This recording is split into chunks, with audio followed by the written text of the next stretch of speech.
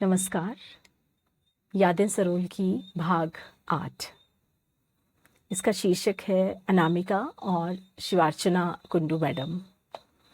ये भाग समर्पित है अंग्रेज़ी भाषा के शब्दों के उच्चारण को। कुछ पंक्तियाँ, शब्द के नाम।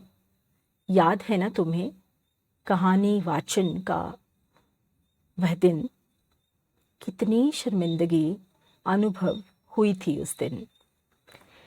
ये शब्द अपने भी हैं, पराए भी, हंसाएं भी, रुलाएं भी। कभी पढ़े नहीं जाते, कभी गढ़े नहीं जाते, कभी गलत पढ़े जाते तो गलत समझे जाते, कभी गलत तरह से कहे जाते तो गलत हो जाते, कभी सुने नहीं जाते, कभी अधूरे सुने जाते, कभी सुनने वाले के भाव कम पड़ जाते और कभी भाव बदल जाते तो अर्थ बदल जाते। अर्थ शब्दों में कहाँ, अर्थ कहने वाले में है, अर्थ सुनने वाले में है। कभी कभी ये अर्थ खामोशी में है।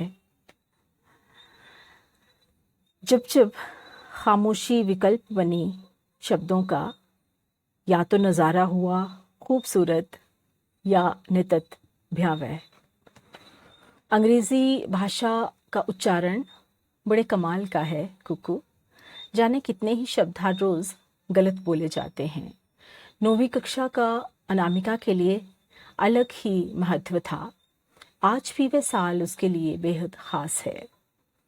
उस कक्षा में हर विषय के साथ एक विशेष अपनत्व था। कई मायनों में उस साल पढ़ी चीज़ें आज भी साथ हैं।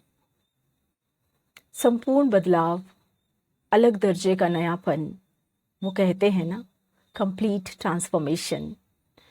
भाषाओं में उस वक्त, उस बरस अंग्रेज़ी हिंदी के अलावा मराठी भी थी। बाकी सब विषयों में अनामिका अच्छी थी, मगर भाषाओं में उसकी विशेष रुचि थी। उस साल पुस्तकालय में खूब आना जाना हुआ। कॉलरिज, कीट्स, अगे का जितना भी साहित्य वहाँ मौजूद था, 4 बरस में लगभग सब पढ़ा गया। यहाँ तक कि कालिदास का हिंदी रूपांतरण भी शामिल था, जिसमें अभिज्ञान शाकुंतलम और मेघदूत विशेष थे। हर खाली पीरियड में, आधी छुट्टी में वह पुस्तकालय चली जाती और अगले पीरियड में प्रायः लेट ही पहुंच पाती। हालांकि लाइब्रेरी बिल्कुल साथ थी, एकदम सामने।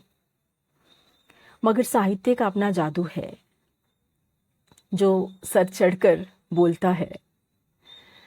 और एक बार ये लत अगर लग जाए तो कहाँ छूटती है।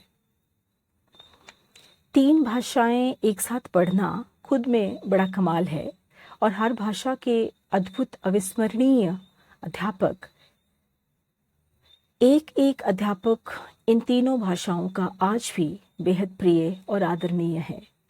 उस उम्र में व्यक्तित्व को निखारने में सहपाठियों वो अध्यापकों दोनों का ही विशेष योगदान है।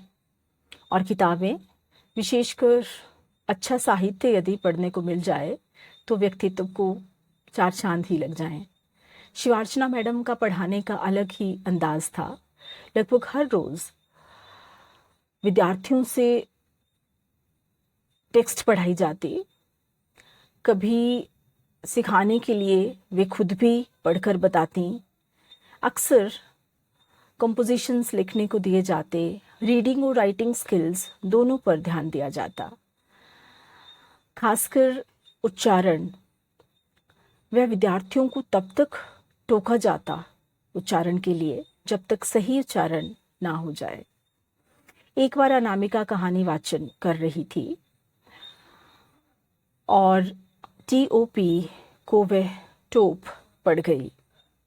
एक बार बताया गया, दूसरी बार, तीसरी बार तो डांट लगी कि पहनने वाला टोप नहीं, टॉप है। खाली ओ मत पढ़ो, ओ और आ के बीच औ।